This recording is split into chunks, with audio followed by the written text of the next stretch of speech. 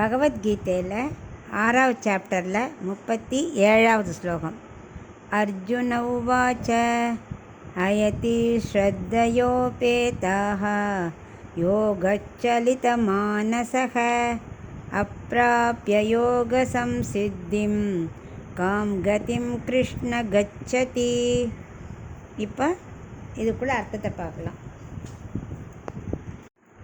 கண்ணன் சொன்னார் இல்லையா, அபியாசம் வைராக்கியம் ரெண்டும் இருந்தால் யோகம் கை கூடியே தீரும் சொன்னார் இல்லையா. ஆனாலும் அர்ஜுனனுக்கு சந்தேகங்கிறது லேஸில் போகலை. அவன் சொல்கிறான், நான் இது வரைக்கும் உலக இன்பத்துலேயே இருந்திருந்தேன், நீ சொன்னியேன்னு யோகத்துக்கு வந்தேன், ஆனால் அது ரெண்டுமே தொலைச்சிடுவேணும்னு இப்போ தோன்றுறது எனக்கு. இப்போ நான் யோகமும் கம்ப்ளீட் பண்ண முடியாமல் இதுவும் பாதியில் விட்டு அந்த உலக வாழ்க்கையும் விட்டுட்டேன்னா ரெண்டும் கட்டான ஆகிடுமே, இதுக்கு நான் என்ன பண்ணுறது அப்படின்னு சந்தேகத்தை எழுப்புறான்.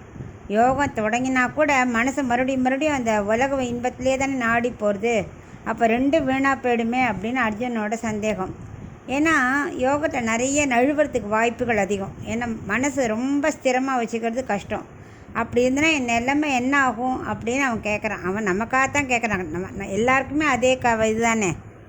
ஆர்வத்தோடு ஸ்ரத்தையோடு ஆரம்பித்தோம், முயற்சி போதாதுன்னா யோகத்துலேருந்து மனசு விலகிடுமே, அப்புறம் ஆத்ம சாட்சாத்காரம் அடையாமல் இருந்தால் என்ன ஆகும், அப்படி இருக்கிறவனுக்கு கதி என்ன கிடைக்கும், பூலோகத்து இன்பத்தை தருபவனே அப்படிங்கிறான். கிருஷ்ணா கூப்பிட்றான் இல்லையா, பூலோகத்திற்கு இன்பத்தை தருபவனே நீ தான் எனக்கு அதுக்கு ஆன்சர் பண்ணணும் அப்படின்னு கண்ணன்ட்ட கேட்குறான் அர்ஜுனன்.